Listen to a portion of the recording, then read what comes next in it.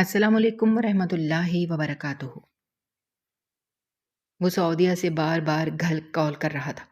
اس کا اکلوتا 12 سالہ بیٹا وفات پا چکا تھا۔ وہ ویڈیو کال پر اپنے بیٹے کو آخری بار دیکھنا چاہتا تھا، مگر بیوی کا نمبر بند جا رہا تھا۔ اس نے اپنے دوست سے کہا گھر جائے۔ کچھ دیر بعد دوست کی کال آئی اور اس کی بات سن کر وہ حیران رہ گیا۔ دوست نے بتایا کہ تمہارے گھر پر تو تالا لگا ہوا ہے اور میرا نام حفیظ ہے اور میں سعودی عرب میں کام کرتا تھا۔ میرا کام بہت زیادہ محنت مزدوری والا تھا۔ صبح اندھیرا ہوتا تھا تب ہم اٹھ جاتے تھے اور رات کا اندھیرا پھیل جاتا تھا تب کہیں جا کر کام ختم ہوتا تھا۔ جسم ایسے ٹوٹتا تھا جیسے ہڈیاں اپنی جگہ سے ہل گئی ہوں۔ ہاتھوں کی کھال سخت ہو چکی تھی۔ چہرے پر دھوپ کی گرمی نے مستقل نشان چھوڑ دیے تھے۔ کبھی کبھی رات کو سوتے ہوئے ایسا لگتا تھا جیسے بازو بھی اینٹیں اٹھا رہے ہوں، لیکن مجبوری انسان سے سب کچھ کروا لیتی ہے۔ ہم جیسے مزدوروں کے لیے وہاں چھٹی لینا بہت مشکل تھا۔ اگر کوئی بندہ بیمار بھی ہو جاتا تو سب سے پہلے یہی سوچتا کہ آج چھٹی کی تو تنخواہ سے پیسے کٹ جائیں گے۔ کمپنی والے صاف کہتے تھے کہ چھٹی کر لو لیکن پیسے نہیں ملیں گے۔ اب ایسے میں کون چھٹی کرتا؟ بندہ بخار میں بھی کام کرتا تھا اور جسم درد میں بھی۔ کئی دفعہ ایسا ہوا کہ میرے پیر سوج جاتے تھے، ہاتھ کانپتے تھے، لیکن پھر بھی صبح اٹھ کر کام پر جانا پڑتا تھا، کیونکہ میرے پیچھے ایک پورا گھر کھڑا تھا۔ میرے گھر میں میری ماں تھی، 2 بہنیں تھیں، 2 بھائی تھے اور بھابیاں تھیں۔ والد صاحب کافی سال پہلے اس دنیا سے جا چکے تھے۔ ان کے جانے کے بعد گھر کی ہر ذمہ داری میرے کندھوں پر آ گئی تھی۔ شروع میں مجھے بہت ڈر لگتا تھا۔ میں سوچتا تھا کہ اتنی ذمہ داریاں کیسے اٹھاؤں گا، لیکن پھر انسان کے حالات کے ساتھ جینا سیکھ لیتا ہے۔ میری ماں اکثر کہتی تھی کہ بیٹا تو ہی ہمارا سہارا ہے۔ ان کی یہ بات میرے دل پر بوجھ بھی ڈالتی تھی اور ہمت بھی دیتی تھی۔ میرے ایک بھائی کے ساتھ کچھ عرصہ پہلے بہت بڑا حادثہ ہو گیا تھا۔ وہ بہت پہلے بالکل ٹھیک تھا، بہت محنتی تو نہیں تھا، لیکن کوشش ضرور کرتا تھا کہ کچھ نہ کچھ کما لے۔ کبھی کسی دکان پر بیٹھ جاتا تھا، کبھی کسی کے ساتھ مزدوری کر لیتا تھا، لیکن پھر وہ معذور ہو گیا۔ اس کے بعد اس کی زندگی بدل گئی۔ وہ پورا دن گھر کے ایک کمرے میں بیٹھا رہتا تھا۔ اس کی آنکھوں میں عجیب سا دکھ ہوتا تھا۔ مجھے اس پر بہت ترس آتا تھا، کیونکہ وہ خود بھی اس حال سے خوش نہیں تھا۔ کئی دفعہ فون پر روتے ہوئے کہتا تھا کہ بھائی میں تمہارے کسی کام نہیں آ سکا۔ میں اسے یہ کہتا تھا کہ اللہ کی رضا میں راضی رہو، تمہارا قصور نہیں ہے۔ دوسرا بھائی تھوڑے بہت پیسے گھر میں دے دیتا تھا، وہ بھی اپنی حیثیت کے مطابق کوشش کرتا تھا، اس لیے مجھے کبھی کسی سے کوئی شکوہ نہیں رہا۔ میں جانتا تھا کہ ہر انسان اپنے حالات میں پھنسا ہوا ہے۔ اگر وہ لوگ زیادہ کر سکتے تو ضرور کرتے، لیکن جب زندگی میں گنجائش ہی نہ بچے تو انسان کیا کرے؟ سعودی عرب کی زندگی باہر سے جتنی اچھی لگتی ہے، اندر سے اتنی ہی مشکل ہوتی ہے۔ ہم لوگ ایک چھوٹے سے کمرے میں کئی بندے رہتے تھے۔ گرمی ایسی ہوتی تھی کہ دیواریں بھی تپنے لگتی تھیں۔ کام سے واپس آتے تو کپڑے پسینے سے بھیگے ہوتے تھے۔ کبھی دل کرتا تھا کہ بس سب چھوڑ کر واپس اپنے ملک چلا جاؤں، لیکن پھر ماں کا چہرہ یاد آ جاتا تھا، بہنوں کی شادیوں کی فکر یاد آ جاتی تھی، بھائی کی دوائیاں یاد آ جاتی تھیں، اور میں خاموشی سے اگلے دن پھر کام پر چلا جاتا تھا۔ انہی دنوں گھر میں میری شادی کی باتیں شروع ہو گئیں۔ میں شادی نہیں کرنا چاہتا تھا۔ مجھے لگتا تھا کہ میں پہلے ہی اتنی ذمہ داریوں کے نیچے دبا ہوا ہوں، ایک اور ذمہ داری کیسے اٹھاؤں گا؟ لیکن میری ماں بار بار یہی کہتی تھی کہ بیٹا تیری عمر نکل جائے گی، زندگی اکیلے نہیں گزرتی۔ شروع میں ہر دفعہ بات ٹال دیتا تھا، لیکن پھر ایک دن ماں نے جس لڑکی کا ذکر کیا اس کا نام سن کر میں خاموش ہو گیا۔ وہ سلمیٰ تھی۔ سلمیٰ کو میں پہلے سے جانتا تھا۔ جب میں سعودی عرب نہیں آیا تھا تب کبھی کبھی ہماری بات ہو جایا کرتی تھی۔ محلے کی تقریبات میں یہ کسی رشتہ داری میں ایک دوسرے کو دیکھ لیتے تھے۔ میں دل ہی دل میں اسے پسند کرتا تھا۔ ایک دفعہ گھر والوں نے باتوں میں اس کے گھر رشتہ بھیجا تھا، لیکن تب انہوں نے صاف انکار کر دیا تھا۔ ان کا کہنا تھا کہ وہ اپنی بیٹی کسی ایسے لڑکے کو نہیں دیں گے جو نوکری نہیں کرتا۔ اس وقت مجھے بہت دکھ ہوا تھا، لیکن میں نے کسی سے کچھ نہیں کہا۔ مجھے معلوم تھا کہ دنیا ایسے ہی چلتی ہے، بے روزگار لڑکے کو کوئی بیٹی نہیں دیتا۔ محبت سے زیادہ لوگ حالات دیکھتے ہیں، جیب دیکھتے ہیں، مستقبل دیکھتے ہیں۔ پھر وقت بدل گیا، میں سعودی عرب آ گیا، محنت مزدوری شروع کر دی، گھر میں ریال آنے لگے، لوگوں کی نظروں میں میری حیثیت بدلنے لگی۔ وہی لوگ جو پہلے انکار کر چکے تھے اب آدھی زبان میں رشتہ دینے کے لیے تیار ہو گئے تھے۔ مجھے اس بات پر حیرت نہیں ہوئی، میں دنیا اور دستور کو سمجھنے والا آدمی تھا۔ میں جانتا تھا کہ پیسہ انسان کی اہمیت بدل دیتا ہے۔ لوگ کردار بعد میں دیکھتے ہیں، کمائی پہلے دیکھتے ہیں۔ اگر باہر کے ملک سے پیسے آ رہے ہوں تو پھر خامیاں بھی خوبیاں لگنے لگتی ہیں۔ لیکن سچ یہ تھا کہ مجھے اس سب سے فرق نہیں پڑ رہا تھا، کیونکہ میں خود بھی سلمیٰ کو پسند کرتا تھا۔ شاید دل کے کسی کونے میں یہ خواہش اب بھی باقی تھی، اگر کبھی شادی ہو تو اسی سے ہو۔ اس وقت میں پہلے کی نسبت زیادہ جوان اور خوبصورت تھا۔ چہرے پر سخت محنت کے باوجود ایک الگ تازگی تھی۔ اب تو میں 33 سال کا ہو چکا ہوں، لیکن تب عمر بھی کم تھی، خواب بھی زیادہ تھے، اور قسمت کی عجیب بات یہ تھی کہ اتنے سال گزرنے کے بعد بھی مجھے اسی لڑکی کا رشتہ مل گیا تھا۔ جب شادی ہوئی تو مجھے اسی وقت سمجھ جانا چاہیے تھا کہ ان لوگوں نے صرف پیسوں کی وجہ سے یہ رشتہ کیا ہے۔ سلمیٰ کی نظر بھی صرف پیسوں پر ہے، لیکن انسان بعض دفعہ وہ سچ نہیں دیکھ پاتا جو اس کے بالکل سامنے کھڑا ہوتا ہے۔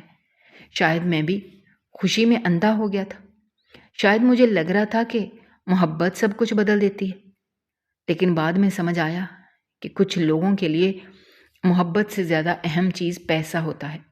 میرے گھر والے برے لوگ نہیں تھے، میں پہلے بھی بتا چکا ہوں کہ ہمارے گھر میں محبت تھی، عزت تھی، اپنائیت تھی۔ جب سلمیٰ ہمارے گھر آئی تو میری ماں نے اس کا بہت اچھے سے استقبال کیا۔ میری بہنیں اس کے ارد گرد گھومتی رہتی تھیں، بھابیاں بھی اس کا خیال رکھتی تھیں۔ جب تک میں وہاں رہا اس نے ایک گلاس تک نہیں دھویا۔ ماں ہمیشہ یہی کہتی تھی کہ ابھی نئی نئی شادی ہوئی ہے، ساری زندگی کام ہی تو کرنا ہے، ابھی اس کو سکون کرنے دو۔ مجھے آج بھی یاد ہے کہ ایک دن ماں میرے پاس آ کر بیٹھ گئی۔ اس وقت شام کا وقت تھا، گھر کے صحن میں ہلکی ہلکی ہوا چل رہی تھی۔ سلمیٰ کمرے میں بیٹھی موبائل دیکھ رہی تھی۔ ماں نے دھیرے سے کہا، بیٹا اس کو کہیں باہر گھما لاؤ، کل پرسوں تم واپس چلے جاؤ گے، پھر یہ بیچاری اداس رہے گی۔ میں نے ماں کی بات سن کر مسکرا دیا۔ مجھے اس وقت اپنی ماں بہت اچھی لگی تھی۔ وہ خود اتنی مشکلات سے گزری ہوئی عورت تھی، لیکن پھر بھی دوسروں کے لیے سوچتی تھی۔ اس کے بعد میں سلمیٰ کو کئی جگہ لے کر گیا، کبھی بازار، کبھی کھانے کے لیے، کبھی کسی اچھی دکان پر۔ میں اس کے لیے کپڑے خریدتا تھا، جوتے لیتا تھا، پرفیوم لیتا تھا، کبھی اس کے ہاتھ پر پیسے رکھ دیتا تھا، جو دل کرے خرید لینا۔ وہ تب بہت خوش رہتی تھی، اس کے چہرے پر مسکراہٹ آ جاتی تھی، باتوں میں نرمی آ جاتی تھی۔ مجھے لگتا تھا شاید یہی محبت ہے۔ پھر واپس جانے کا وقت آ گیا۔ وہ دن میرے لیے بہت بھاری تھا۔ میں جانتا تھا دوبارہ کئی مہینے بعد واپس آ سکوں گا۔ گھر والے سب اداس تھے، ماں بار بار دعائیں دے رہی تھی، بہنوں کی آنکھیں نم تھیں، لیکن سلمیٰ زیادہ پریشان نظر نہیں آ رہی تھی۔ جب میں جانے لگا تو اس نے بس اتنا کہا کہ میرے لیے خرچہ تو بھیجیں گے نا؟ میں نے ہنس کر کہا، کیوں نہیں بھیجوں گا، بیوی ہو تم میری، تمہارا خرچہ بھیجنا میرا فرض ہے۔ وہ خاموشی سے مسکرا دی۔ میں واپس سعودی عرب آ گیا۔ وہی گرمی، وہی مزدوری، وہی تھکا دینے والے دن، لیکن اب ایک فرق تھا، اب میں شادی شدہ تھا۔ اب مجھے لگتا تھا کوئی میرا انتظار کر رہا ہوگا۔ رات کو کام سے واپس آتا، دل کرتا سلمیٰ سے بات ہو، اس کی آواز سنوں، اس سے پوچھوں اس نے دن کیسے گزارا، لیکن وہ خود کبھی فون نہیں کرتی تھی، ہمیشہ میں ہی فون کرتا تھا۔ کبھی وہ جلدی میں بات ختم کر دیتی، کبھی کہتی ابھی مصروف ہوں، کبھی صرف 2 منٹ بات کر کے خاموش ہو جاتی۔ شروع میں نے سوچا شاید نئی نئی شادی ہے، شرماتی ہوگی، پھر میں نے اپنے ایک دوست سے ذکر کیا۔ وہ زور سے ہنسنے لگا، کہنے لگا یار تم تو خوش قسمت ہو، تمہاری بیوی تنگ کرنے والی نہیں ہے۔ میری شادی کو 7 سال ہو گئے ہیں، روز فون کرتی رہتی ہے، کبھی یہ چاہیے کبھی وہ چاہیے، بندہ تنگ ہو جاتا ہے۔ میں خاموش ہو گیا، مجھے اس کی بات عجیب لگی۔ میں سوچنے لگا اگر کسی کی بیوی اسے یاد کرتی ہے تو یہ تو اچھی بات ہے، کم از کم وہ محبت تو کرتی ہے۔ خیر مہینہ ختم ہوا، میں نے پیسے بھیجنے کا سوچا۔ اس رات میں کافی دیر تک یہی حساب لگاتا رہا کہ سلمیٰ کے لیے کتنا خرچہ مناسب ہوگا۔ میرے ذہن میں بار بار گھر کے حالات آ رہے تھے، قرضے تھے، بھائی کی دوائیاں تھیں، بہنوں کے اخراجات تھے، ماں کا خرچہ تھا، ادھر میرا اپنا خرچہ تھا۔ پھر میں نے سوچا 5,000 بھیج دیتا ہوں۔ پھر مجھے لگا کہ 5 کم لگیں گے، ویسے بھی گھر میں اچھا کھانا پکتا تھا، کپڑے ماں خود سیتی تھی، انٹرنیٹ بھی لگا ہوا تھا، سلمیٰ کا الگ سے کوئی خاص خرچہ نہیں تھا۔ پھر میں نے سوچا چلو 8,000 بھیج دیتا ہوں۔ اس زمانے میں 8,000 کی کافی قیمت تھی، 2 اچھے سوٹ آ جاتے تھے، جوتا آ جاتا تھا، چھوٹی موٹی شاپنگ ہو جاتی تھی۔ اگر کوئی سمجھداری سے خرچ کرے تو کافی چیزیں آ جاتی تھیں۔ مجھے لگا یہ مناسب رقم ہے، میں نے پیسے بھیج دیے اور امی سے الگ سے کہہ دیا کہ خرچے کے پیسوں میں سے 8,000 نکال کر سلمیٰ کو دے دیجیے گا تاکہ جو دل کرے خرید لے۔ لیکن جیسے ہی پیسے پہنچے ویسے ہی سلمیٰ کا فون آ گیا۔ میں اس وقت کام سے واپس آیا تھا، جسم پسینے سے بھیگا ہوا تھا۔ میں نے خوشی سے فون اٹھایا، مجھے لگا شاید وہ خوش ہوگی، شاید پیار سے بات کرے گی، لیکن دوسری طرف سے اس کی آواز سخت تھی۔ کہنے لگی صرف 8,000؟ میرے لیے صرف 8,000؟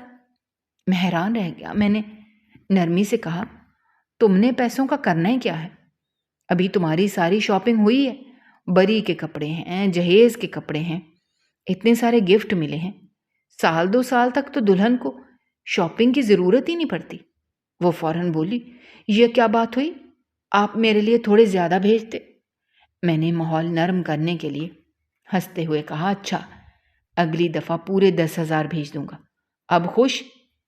مجھے لگا وہ خوش ہو جائے گی، لیکن اگلا جملہ سن کر میں ساکت رہ گیا۔ وہ کہنے لگی 10,000؟ آپ تو باہر کے ملک میں ہوتے ہیں، مجھے لگا آپ میرے لیے 30-40,000 بھیجیں گے۔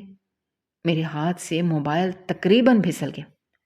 میں نے حیرت سے کہا تمہارا دماغ ٹھیک ہے، میں گھر کے خرچے کے لیے 60,000 بھیجتا ہوں اور تمہارے لیے 40,000 بھیجوں؟ تم نے 40,000 کا کرنا کیا ہے؟ یعنی میں مہینے کے 1,00,000 بھیجوں؟ وہ فوراً بولی کیوں، آپ وہاں 1,00,000 سے کم کماتے ہیں؟ اس کی بات سن کر میرے اندر عجیب سی تکلیف آئی۔ لوگوں کو لگتا تھا کہ باہر کے ملک میں پیسے درختوں پر لگتے ہیں، کسی کو یہ نظر نہیں آتا تھا کہ ان پیسوں کے لیے انسان اپنا جسم گھساتا ہے، اپنی نیند قربان کرتا ہے، اپنے ارمان دفن کرتا ہے۔ میں نے گہری سانس لے کر کہا میرے اپنے بھی خرچے ہوتے ہیں، ادھر جب میں آیا تھا تو سارا کچھ قرضے پر لیا تھا، ویزا، ٹکٹ، کاغذات، ان سب کی قسطیں بھر رہا ہوں، شادی پر بھی قرضہ لیا تھا، وہ بھی ابھی باقی ہے۔ ایک دفعہ قرضے اتر جائیں پھر میں تمہیں 15,000 بھیج دیا کروں گا، لیکن وہ بھی میرے لیے بہت مشکل ہوگا۔ دوسری طرف اچانک خاموشی چھا گئی۔ چند لمحے بعد اس نے بغیر کچھ کہے فون کاٹ دیا۔ میں کافی دیر تک موبائل کو دیکھتا رہا، مجھے سمجھ ہی نہیں آ رہی تھی یہ کیا ہوا ہے۔ دل میں عجیب سی بے چینی تھی۔ اسی وقت میں نے دل میں فیصلہ کر لیا کہ 10,000 سے اوپر 1 روپیہ نہیں بھیجوں گا۔ میرے ساتھ کام کرنے والے لوگ تو اپنی بیویوں کو الگ خرچہ بھی نہیں بھیجتے تھے، بس گھر میں ایک ساتھ پیسے بھیجتے تھے۔ اگر کبھی کوئی خرچہ دیتا بھی تھا تو 5,000 سے زیادہ کوئی نہیں دیتا تھا۔ اگر میں ان کو بتاتا کہ میں 10,000 بھیج رہا ہوں تو وہ یہی کہتے کیوں تمہارا ہاتھ زیادہ کھل گیا۔ وقت گزرنے لگا، میں سلمیٰ کے لیے بھی پیسے بھیجتا تھا اور گفٹ بھی بھیجتا تھا، کبھی کپڑے، کبھی موبائل، کبھی پرفیوم، کبھی سونے کی چھوٹی موٹی چیز۔ میں یہ سوچ کر ہر بار کچھ نہ کچھ بھیج دیتا تھا کہ شاید اس دفعہ وہ خوش ہو جائے، شاید اب اس کی شکایتیں ختم ہو جائیں، لیکن ایسا کبھی نہیں ہوا۔ اس کا فون آتا تو شروع ہوتے ہی شکایتیں شروع ہو جاتی۔ تمہاری ماں نے مجھے یہ کہہ دیا، تمہاری بہن نے مجھے وہ کہہ دیا، تمہارے بھائی نے مجھے ایسے دیکھا، تمہارے گھر والے مجھے پسند نہیں کرتے۔ شروع میں اس کی ہر بات بہت غور سے سنتا تھا۔ میں اسے سمجھانے کی کوشش کرتا تھا۔ میں جانتا تھا کہ جس عورت کا شوہر اس کے ساتھ نہ رہتا ہو وہ اکیلی پڑ جاتی ہے، اس کا دل خراب رہنے لگتا ہے، وہ جلد غصہ کرنے لگتی ہے۔ میں یہی سوچتا تھا کہ شاید سلمیٰ بھی اسی وجہ سے چڑچڑی ہو گئی ہے، لیکن مسئلہ یہ تھا کہ ہر دفعہ ایک نیا فساد تیار ہوتا تھا۔ میں سارا دن سعودی عرب کی گرمی میں مزدوری کرتا تھا، شام کو تھکا ہارا کمرے میں واپس آتا تھا، جسم ٹوٹ رہا ہوتا تھا، دل چاہتا تھا دو پیار کی باتیں سننے کو مل جائیں، لیکن فون اٹھاتے ہی دوسری طرف سے شکایتوں کا طوفان کھڑا ہو جاتا تھا۔ کئی دفعہ میں خاموشی سے فون کان سے ہٹا کر چھت کو دیکھنے لگتا تھا۔ مجھے لگتا تھا شاید میری زندگی میں سکون نام کی چیز ختم ہو چکی ہے۔ بیچ میں ایک دفعہ میں چھٹی لے کر پاکستان بھی آیا۔ مجھے لگا شاید سامنے رہ کر سب ٹھیک ہو جائے گا، شاید دوری سے اصل مسائل ہیں۔ میں نے سوچا کہ 2 مہینے سکون سے گزریں گے، بیوی کے ساتھ وقت گزرے گا، گھر والوں کے ساتھ بیٹھ کے ہوں گی، لیکن وہاں جا کر حالات اور خراب نکلے۔ سلمیٰ نے ان 2 مہینوں میں گھر کا ماحول عجیب کر دیا تھا۔ کبھی بہنوں سے ناراض، کبھی بھابھیوں سے الجھ رہی ہے، کبھی ماں کی کسی بات کا برا مان گئی، کبھی کہتی مجھے اہمیت نہیں دی جاتی۔ میں صبح اٹھتا تو گھر میں خاموشی پھیلی ہوتی، دوپہر میں کسی بات پر منہ پھولا ہوتا، رات کو الگ لڑائی کھڑی ہو جاتی۔ میں بار بار سمجھاتا کہ ہر گھر میں چھوٹی موٹی باتیں ہو جاتی ہیں، لیکن وہ ہر بات کو دل پر لے لیتی۔ میرے وہ 2 مہینے سکون سے نہیں گزرے۔ پھر میں واپس سعودی عرب چلا گیا۔ کچھ عرصے بعد خبر ملی سلمیٰ ماں بننے والی ہے۔ یہ خبر سن کر میں واقعی خوش ہوا تھا۔ اس دن پہلی دفعہ مجھے لگا کہ شاید اب سب کچھ بدل جائے گا، شاید بچہ آ جائے تو اس کا دل نرم پڑ جائے گا، شاید اب وہ گھر میں خوش رہنے لگے۔ میں نے فون پر بہت دعائیں دیں، اس کے لیے پیسے بھی زیادہ بھیجے، گفٹ بھی بھیجے، ہر مہینے پوچھتا تھا کہ کسی چیز کی ضرورت تو نہیں۔ پھر اللہ نے مجھے بیٹا دیا۔ اس دن میں کام پر تھا، اچانک فون آیا، مبارک ہو بیٹا۔ میں خوشی سے پاگل ہو گیا۔ میں نے اسے اسی دن اپنے ساتھ کام کرنے والوں کو کھانا کھلایا۔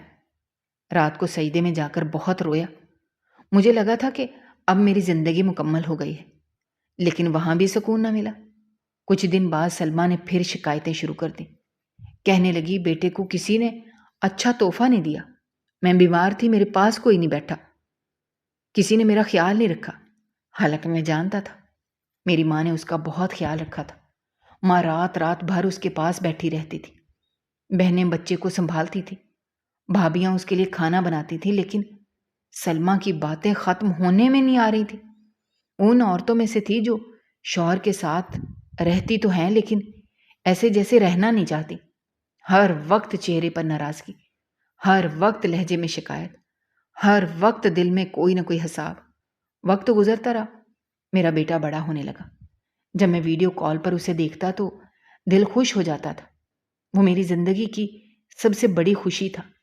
شاید اسی وجہ سے میں سب کچھ برداشت کر رہا تھا، لیکن سچ یہ ہے کہ میں اندر سے تھک چکا تھا۔ سلمیٰ سے میں اتنا تنگ آ چکا تھا کہ لوگوں نے مجھے مشورے دینا شروع کر دیے تھے۔ کچھ دوست کہتے کہ اسے چھوڑ دو، کچھ کہتے یہ عورت کبھی ٹھیک نہیں ہوگی، کچھ کہتے تمہاری زندگی خراب کر دے گی، لیکن میں ہر بار ایک ہی بات کہتا کہ اگر میں نے اس کو چھوڑ دیا تو میرے بیٹے کا کیا ہوگا؟ اللہ نے مجھے اور اولاد بھی نہیں دی تھی، بس ایک ہی بیٹا تھا، اور تب تک وہ 6 سال کا ہو چکا تھا۔ ان 6 سالوں میں 1-2 دفعہ اور پاکستان گیا تھا۔ ہر دفعہ یہی سوچتا تھا کہ شاید اب حالات بہتر ہوں گے، لیکن ہر دفعہ کوئی نیا مسئلہ کھڑا ہو جاتا تھا۔ پھر سلمیٰ نے ایک نیا راگ پکڑ لیا۔ وہ کہنے لگی مجھے الگ گھر چاہیے۔ اب اتنے سال گزر چکے تھے، درہم کی قیمت بھی پہلے سے زیادہ ہو گئی تھی، میری تنخواہ بھی کچھ بڑھ گئی تھی۔ اگر میں چاہتا تو الگ گھر لے سکتا تھا، لیکن میں اس کی بات ماننا ہی نہیں چاہتا تھا۔ مجھے ڈر تھا اگر میں نے یہ بات مان لی تو پھر یہ میرے سر پر سوار ہو جائے گی۔ پھر ہر دفعہ نئی ضد کرے گی۔ لیکن ایک دن میری ماں نے خود مجھے فون کیا۔ ماں کی آواز بہت تھکی ہوئی لگ رہی تھی۔ انہوں نے دھیرے سے کہا، بیٹا تم اس کو الگ گھر لے دو، ہمارے ساتھ ایک چھوٹا سا گھر خالی ہو رہا ہے، 2.5 مرلے کا ہے، کرایہ بھی مناسب ہے، اس کو وہاں شفٹ کر دو، نہیں تو یہ ہمارا جینا حرام کر دے گی۔ ماں کی یہ بات سن کر میں خاموش ہو گیا۔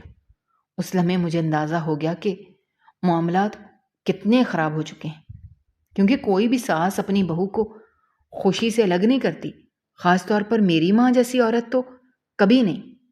میں نے بھاری دل کے ساتھ کہا، ٹھیک ہے، لیکن سلمہ نے وہ گھر لینے سے انکار کر دیا۔ وہ کہنے لگی، مجھے ان لوگوں سے بہت دور گھر چاہیے۔ اس کی بات سن کر میرا خرچہ اور بڑھ گیا۔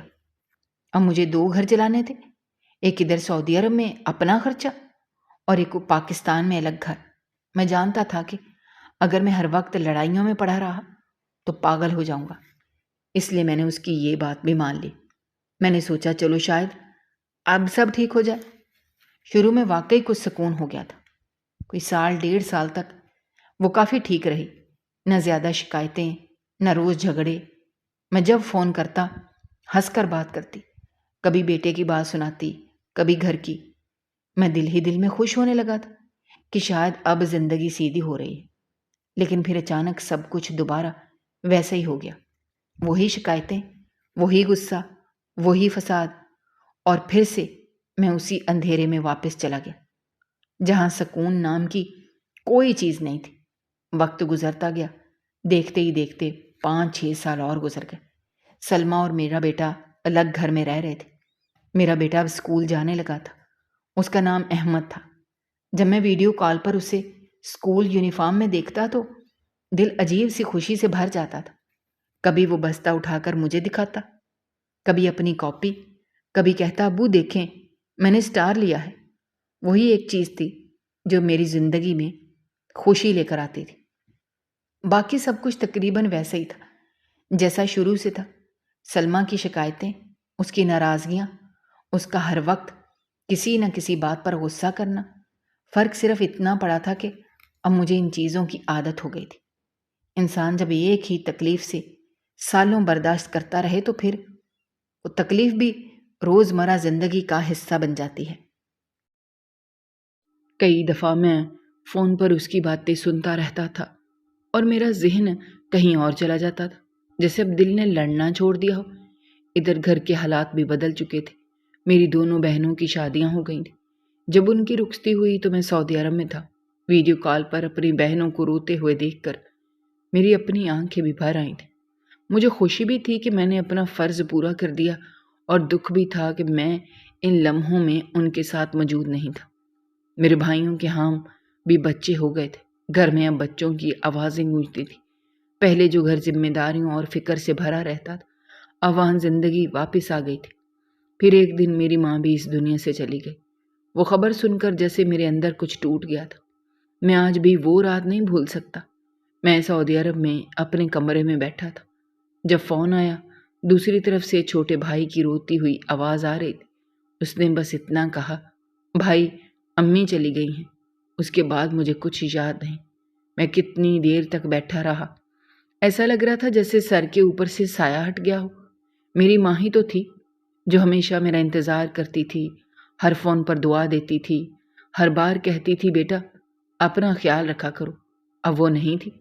میں جنازے میں بھی وقت پر نہیں پہنچ سکا تھا۔ یہ دکھ انسان کو اندر سے بوڑھا کر دیتا ہے۔ ماں کے جانے کے بعد میرے بھائیوں نے پہلی دفعہ مجھے مضبوطی سے سہارا دیا۔ چھوٹے بھائی کی بہت اچھی نوکری لگ گئی تھی، اس کی 2.5 لاکھ تنخواہ تھی، وہ اب کافی سمجھدار بھی ہو گیا تھا۔ دوسرے بھائی نے بھی ہمت نہیں ہاری تھی، حالانکہ وہ معذور تھا، لیکن میں نے اس کے لیے ایک چھوٹا سا کاروبار شروع کروایا تھا۔ شروع میں وہ ڈرتا تھا کہ نہیں کر پائے گا، لیکن پھر رفتہ رفتہ اس نے کام سنبھال لیا۔ ایک دن دونوں بھائیوں نے مجھے فون کیا، کہنے لگے بھائی اب اپنے گھر کو دیکھیں، آپ نے ہمارے لیے بہت کچھ کیا ہے، بہت سال پیسے بھیجے ہیں، اب ہم دونوں مل کر سب سنبھال لیں گے۔ میں کچھ دیر خاموش رہا، پھر میں نے کہا ایسی کون سی بات ہے، تم لوگ میرے اپنے ہو۔ لیکن وہ دونوں بضد تھے۔ مجھے پہلی دفعہ محسوس ہوا میرے کندھوں سے کچھ بوجھ ہلکا ہو رہا ہے۔ وہی بھائی جن کے لیے میں دن رات محنت کرتا تھا اب خود اپنے پیروں پر کھڑے تھے۔ اس کے علاوہ میں پیسے بھیجتا رہتا تھا، کبھی بھائیوں کے بچوں کے لیے، کبھی گھر کے کسی کام کے لیے، لیکن اب زیادہ پیسے میں اپنے گھر بھیجتا تھا، یعنی سلمیٰ اور احمد کے لیے۔ میں خود کو یہی سمجھاتا تھا کہ چلو ٹھیک ہے، زندگی جیسی بھی گزر رہی ہے، اب یہی میرا گھر ہے، یہی میری دنیا ہے، لیکن سکون شاید میری قسمت میں نہیں تھا۔ ایک دن میری سلمیٰ کے ساتھ بہت بڑی لڑائی ہوئی۔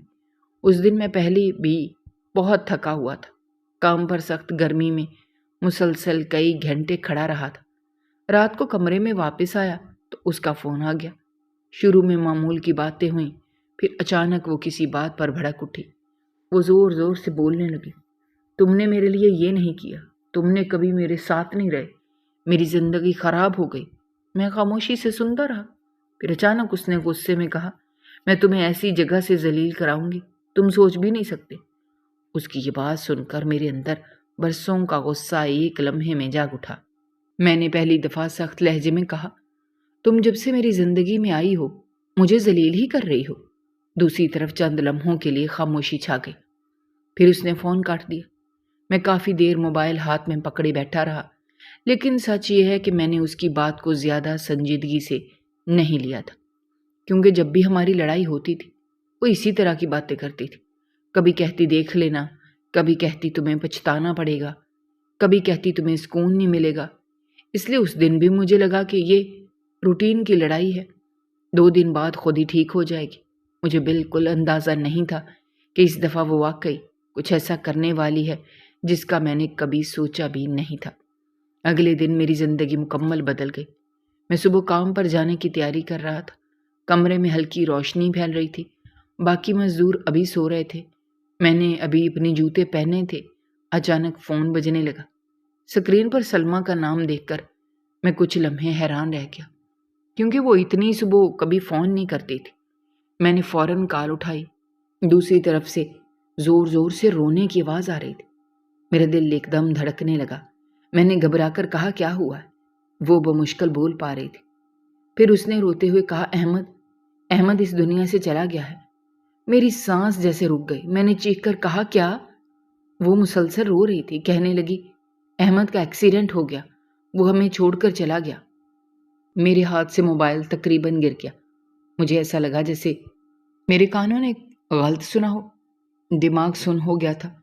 میں بار بار اپنے سر پر ہاتھ پھیر رہا تھا۔ میرا بیٹا، میرا 12 سالہ احمد، وہ بچہ جس کے لیے میں نے اپنی پوری جوانی مزدوری میں گزار دی، وہ بچہ جسے میں ویڈیو کال پر اسکول کے یونیفارم میں دیکھ کر خوش ہوتا تھا، اچانک کیسے چلا گیا؟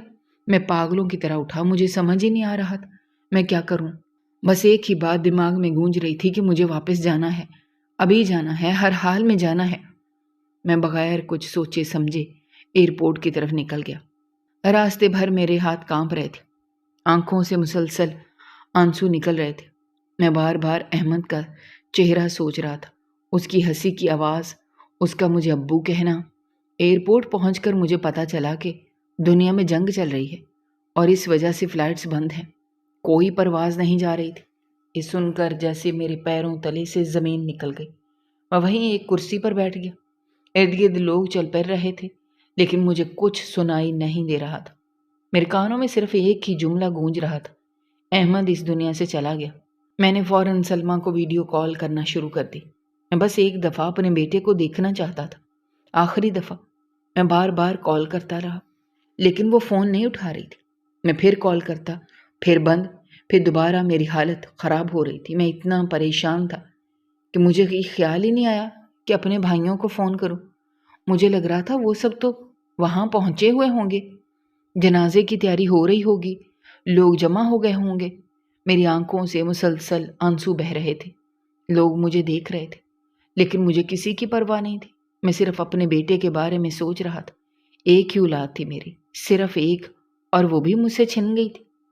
کافی دیر بعد اچانک مجھے خیال آیا بھائیوں کو فون کروں، لیکن اس سے پہلے میں نے اپنے ایک دوست کو فون کیا جو میرے اس گھر کے سامنے رہتا تھا جہاں سلمیٰ اور احمد رہتے تھے۔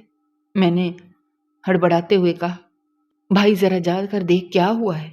وہ حیران ہو گیا، کہنے لگا اگر اتنی بڑی بات ہو گئی ہوتی مجھے پتہ نہ ہوتا۔ میں نے کہا تم بس جا کر دیکھو۔ وہ فوراً چلا گیا۔ میں کانپتے ہاتھوں سے فون پکڑے بیٹھا تھا۔ کچھ دیر بعد اس کی کال آئی۔ اس کی آواز عجیب تھی۔ کہنے لگا یار تمہارے گھر پر تو تالا لگا ہوا ہے۔ میں ایک لمحے کے لیے خاموش رہ گیا۔ میں نے کہا کیا مطلب؟ وہ بولا ہاں واقعی تالا لگا ہوا ہے، کوئی نظر نہیں آ رہا۔ میں ابھی اس کی بات پوری طرح سن بھی نہیں پایا تھا کہ دوسرے فون پر میرے بھائی کی کال آ گئی۔ میں نے فوراً دوسری کال اٹھائی۔ بھائی بالکل نارمل انداز میں بول رہا تھا، ہاں کیسے ہو؟ میں سو رہا تھا اس لیے فون نہیں اٹھا سکا، ابھی دیکھا تمہاری کال آئی ہوئی تھی۔ خیریت ہے؟ میں حیران رہ گیا۔ میں نے روتے ہوئے ساری بات بتا دی۔ کچھ لمحوں کے لیے دوسری طرف خاموشی چھا گئی۔ پھر بھائی نے حیرت سے کہا ایسا کیسے ہو سکتا ہے؟ میں نے کہا سلمہ نے ابھی فون کر کے بتایا کہ احمد فوت ہو گیا ہے۔ وہ پریشان ہو گیا، کہنے لگا بھائی صبح تو میں وہاں سے گزرا تھا، احمد تو دکان پر جا رہا تھا دودھ دہی لینے، وہ بالکل ٹھیک تھا۔ میرا دل زور زور سے دھڑکنے لگا۔ بھائی نے فوراً کہا میں جا کر دیکھتا ہوں۔ کچھ دیر بعد اس کی دوبارہ کال آئی۔ اس کی آواز میں اب گھبراہٹ تھی۔ کہنے لگا گھر کو واقعی تالا لگا ہوا ہے۔ اب میرے ہاتھ ٹھنڈے پڑنے لگے۔ ایک طرف سلمہ کہہ رہی تھی میرا بیٹا مر گیا ہے، دوسری طرف گھر بند تھا۔ کوئی نہیں جانتا تھا کہ سلمہ فون نہیں اٹھا رہی تھی، احمد کہیں نظر نہیں آ رہا تھا۔ میرے بھائی بار بار گھر کے چکر لگا رہے تھے، پڑوسیوں سے پوچھ رہے تھے، کسی کو کچھ پتہ نہیں تھا۔ پھر بھائی اس کے میکے بھی گیا، وہاں سے بھی یہی جواب ملا کہ وہ ادھر نہیں آئی۔ اب معاملہ واقعی خطرناک لگنے لگا تھا۔ میرے دماغ میں عجیب عجیب خیال آ رہے تھے۔ میں ایئرپورٹ کی کرسی پر بیٹھا تھا، مجھے محسوس ہو رہا تھا کہ میں پاگل ہو جاؤں گا۔ پھر اچانک مجھے پچھلی رات کی لڑائی یاد آ گئی۔ وہ جملہ یاد آیا، میں تمہیں ایسی جگہ سے ذلیل کراؤں گی کہ تم سوچ بھی نہیں سکتے۔ میرے جسم میں سرد لہر دوڑ گئی۔ میں نے کانپتے ہاتھوں سے اپنا چہرہ پکڑ لیا۔ کہیں اس نے واقعی کچھ کر تو نہیں لیا؟ کہیں احمد کے ساتھ کچھ ہو تو نہیں گیا؟ یا پھر وہ احمد کو لے کر کہیں چلی گئی؟ یہ سب کیا ہو رہا ہے؟ مجھے کچھ سمجھ نہیں آ رہا تھا۔ میری زندگی پہلی دفعہ مجھے کسی ڈراؤنے خواب جیسی لگ رہی تھی۔ 2 ہفتے اسی طرح گزر گئے۔ میری حالت اتنی خراب ہو گئی تھی کہ میں خود کو پہچان نہیں پا رہا تھا۔ نہ کھانا کھانے کا دل کر رہا تھا، نہ سونے کا۔ میں بس ہر وقت ایک ہی چیز سوچتا رہتا تھا کہ کس طرح ایک دفعہ اپنی بیوی اور اپنے بیٹے کو دیکھ لوں، ایک دفعہ ان کی آواز سن لوں، بس وہ کہہ دیں کہ سب کچھ ٹھیک ہے۔ میں راتوں کو اٹھ کر بیٹھ جاتا تھا۔ کبھی احمد کی تصویریں دیکھتا تھا، کبھی اس کے پرانے میسیجز، کبھی ویڈیو کال کی ریکارڈنگ۔ اس کی ہنسی سنتا تو میرا دل پھٹنے لگتا تھا۔ میں سوچتا تھا اگر واقعی وہ اس دنیا میں نہیں رہا تو میں زندہ کیسے رہوں گا؟ ان 2 ہفتوں میں میں جیسے آدھا پاگل ہو چکا تھا۔ پھر کسی طرح مجھے فلائٹ مل گئی، اتنی مہنگی کہ شاید عام حالات میں کبھی نہ لیتا، لیکن اس وقت مجھے پیسوں کی پرواہ نہیں تھی۔ میں بس واپس جانا چاہتا تھا۔ جب پاکستان پہنچا تو سیدھا اپنے گھر گیا۔ گھر کے باہر کھڑا ہوا، میرا دل زور زور سے دھڑک رہا تھا، لیکن دروازے پر اب بھی تالا لگا ہوا تھا۔ میں کافی دیر وہاں کھڑا رہا، سنسان گلی، بند دروازہ اور میرے اندر عجیب سا خوف۔ پھر میں سیدھا سلمہ کے میکے چلا گیا۔ وہاں پہنچا تو مجھے دیکھ کر سب کے چہرے بدل گئے، جیسے وہ گھبرا گئے ہوں کہ اچانک اتنی دور سے واپس کیسے آ گیا۔ میں نے سیدھا پوچھا سلمہ ادھر آئی ہے؟ وہ ایک دوسرے کا چہرہ دیکھنے لگے، پھر کہنے لگے نہیں ادھر تو نہیں آئی، ہمیں کیا پتا۔ ان کی بات سن کر میرا خون کھول اٹھا۔ میں نے غصے میں کہا تمہاری بیٹی غائب ہے، 2 ہفتے ہو گئے ہیں، تم لوگوں نے کچھ بھی نہیں کیا؟ وہ الٹا کہنے لگے ہماری بیٹی ہے تو تمہاری بھی تو بیوی ہے، ہم کیا کریں؟ اس وقت مجھے ان لوگوں پر شدید غصہ آ رہا تھا، لیکن میں خود بھی ٹوٹا ہوا تھا۔ میں وہاں سے واپس جانے لگا، اتنے میں اچانک مجھے پیچھے سے ایک آواز سنائی دی، ابو۔ میں نے پلٹ کر دیکھا، احمد بھاگتا ہوا میری طرف آ رہا تھا، میرا بیٹا زندہ تھا۔ وہ سیدھا آ کر میرے گلے لگ گیا۔ میں نے اسے ایسے پکڑا جیسے اگر چھوڑ دیا تو پھر کہیں کھو جائے گا۔ میری آنکھوں سے آنسو رک نہیں رہے تھے۔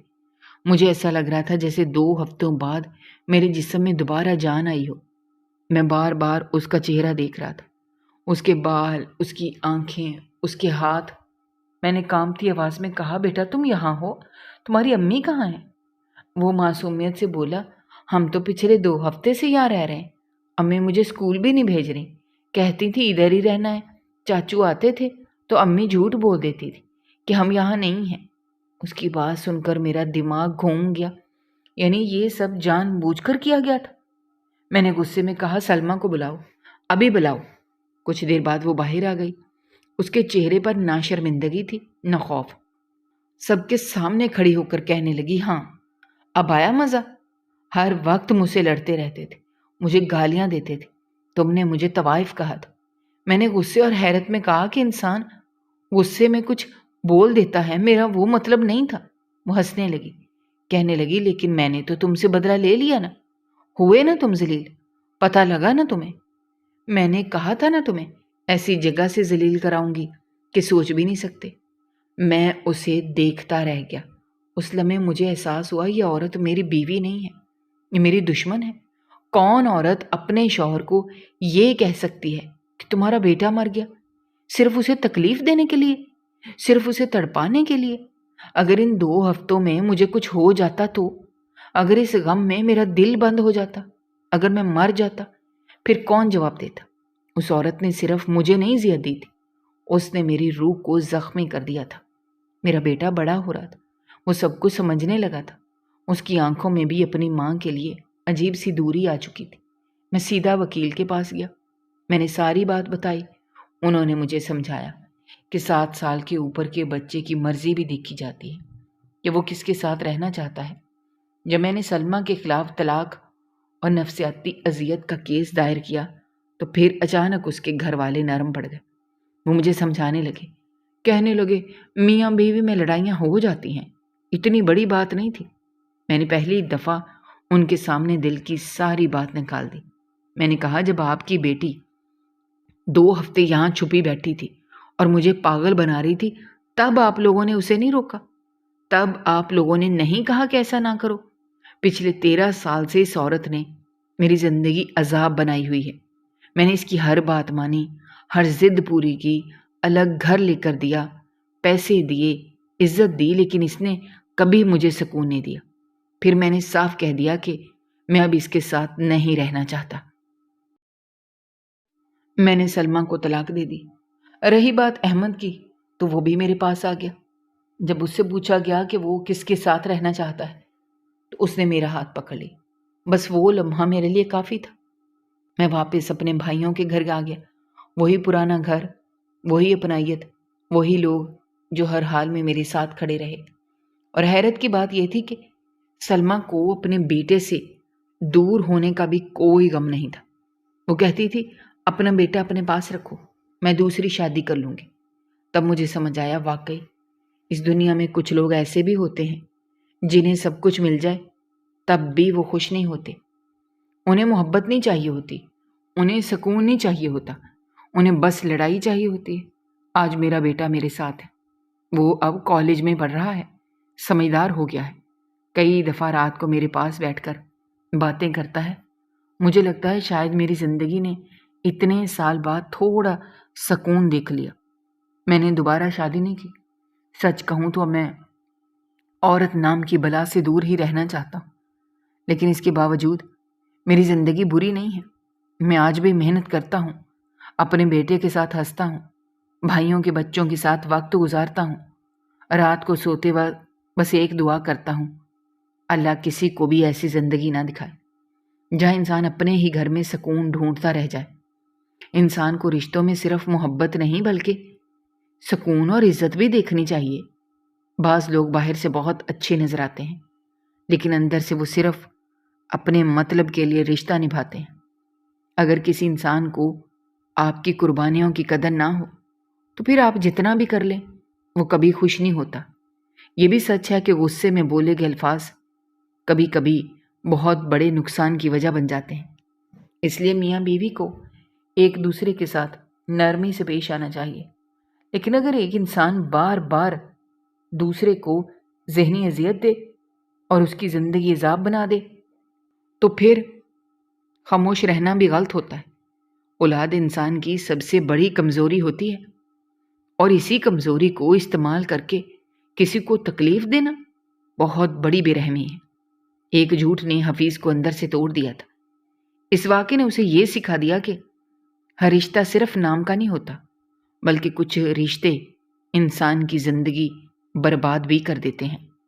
इंसान को सब्र ज़रूर करना चाहिए, लेकिन अपनी इज़्ज़त नफ्स और ज़हनी सुकून को मुकम्मल ख़त्म नहीं होने देना चाहिए, क्योंकि सुकून के बगैर ज़िंदगी सिर्फ सांस लेने का नाम रह जाती है।